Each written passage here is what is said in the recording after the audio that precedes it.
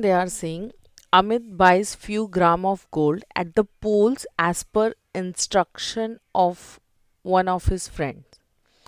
He hand over same when he meet him at the equator. Okay, so this question is basically based on earth, right? So ये earth के pole and equator के respect से बात कर रहे हैं. So here we know कि these two are the poles. तो ही परचेज अ गोल्ड्स कहाँ पे परचेज किया है? पोल्स पे. यहाँ पे परचेज किया है लाइक पोल्स पे. So he purchase at this point. Okay, now and somewhere he meet his friend and वहाँ पे उसको हैंड ओवर कर रहा है. कहाँ पे? इक्वेटर पे, right? So I hope we all know कि where equator lies, it lies somewhere over here, right? तो ये हमसे पूछ रहा है कि will the friend agree with the weight of the gold bought? If not then why? And they have gave you the hint with respect to gravitational acceleration and all such. Now let me clear you, my friends, how to go with these types of question. Look, what is the relation? What is G? G is something, okay?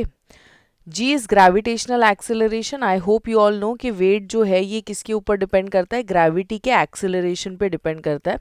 We are checking that G only कि what is the value of that G. Okay, so look, weight जो है ये mg होता है and g जो है ये क्या होता है? gm upon R square. Understood? इसमें देखना ये कि सारे वैल्यूज कांस्टेंट है. कैपिटल G कांस्टेंट है, कैपिटल M कांस्टेंट है, capital M mass of earth represent कर रहा है, capital R radius of earth represent कर रहा है.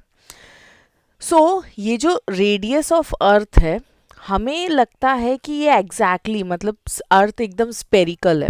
Okay, in our thoughts we imagine कि earth is just like this, it is completely spherical just like a football. But actual में क्या है कि इसके पोल जो है ना लाइक फ्लैट है एंड इक्वेटर से ये बल्ज आउट है. Understanding what is happening? Look, poles जो है ये फ्लैट है एंड इक्वेटर्स जो है ये बल्ज आउट है. Understanding? So what will happen?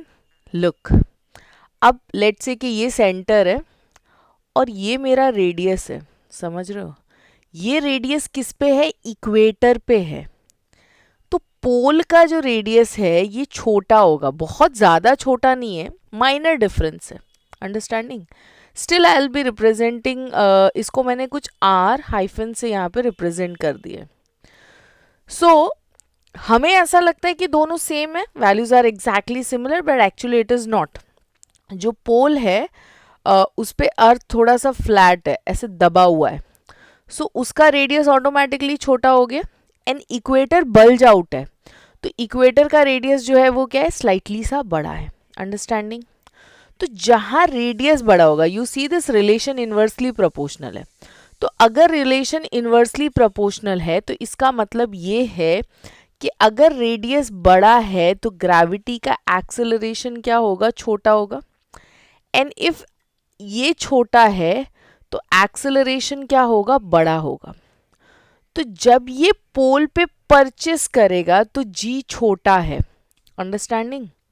So sorry, जब ये पोल पे परचेस करेगा तो आर लाइक कंपैरेटिवली थोड़ा छोटा है, तो जी का वैल्यू जो है ना थोड़ा सा ज़्यादा आएगा. अंडरस्टैंडिंग? समवॉट 9.83 जी जो है यहाँ पोल पे what I am going to get 9.83 मुझे कुछ मिलेगा.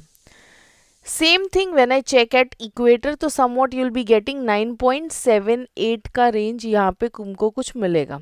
अंडरस्टैंडिंग? तो जो वेट है वो mg पे डिपेंड करता है. तो किसी को लेट्स से कि मेरे पास 10 ग्राम का कुछ वेट है, मास है. So I will be showing you how this goes. I need some space, just a moment. Yeah so let's check the weight at both the point. Okay, हम weight देख रहे, एक पोल पे एंड दूसरा equator पे. पोल पे and दूसरा equator पे. So weight is equals to what? mg कुछ यू कैन टेक 1 kg, तो कैलकुलेशन इजी हो जाएगा, या फिर अगर तुम 10 ग्राम लोगे तो उसके रिस्पेक्ट से भी calculation. So I am going with instead of 10 gram let's take 1 kg. तो मास हमने कितना ले लिया, कुछ 1 kg ले लिया, सो दैट कैलकुलेशन ईजी रहे. नाउ पोल पे जो वैल्यू है हमारी, इट इज़ समथिंग 9.83. सो ये मल्टीप्लाई करेगा 9.83 से, right. So what I am going to get, यहाँ पे मुझे मिल गया 9.83 न्यूटन. अंडरस्टैंडिंग, ये वेट कुछ मुझे मिला. सेम चीज़ जब तुम इक्वेटर पे फाइंड करोगे, so what will happen, again it will be 9.78. तो यहाँ पे पर्सन का जो ये आया है, it will be 9.78 newton. So negligible difference है, बट है, समझ रहे हो. So that is the reason कि friend will not agree, but obviously he will not agree कि अरे यहाँ पे तो 9.78 है, वहाँ पे तो 9.83 था होगा. Understood. So this is how the exact thing goes. I hope the explanation is clear, but the question arises how to write the answers, right? So let's go with this. You can answer in such a manner. So when Amit buys the gold at the pole, the value of G is higher, so the measured weight of the gold is greater. When the same gold is taken to the equator, G is lower.